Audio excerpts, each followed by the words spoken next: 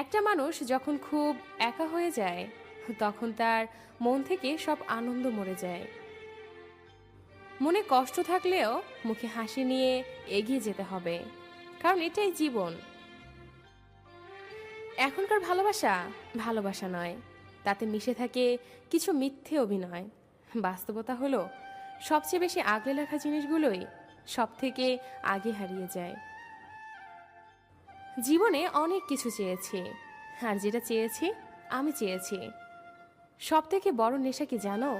কারো মায়াতে নিজেকে আবদ্ধ করে ফেলা। প্রিয় মানুষগুলো যখন মন খুলে কথা বলে তখন সত্যি অনেক ভালো লাগে।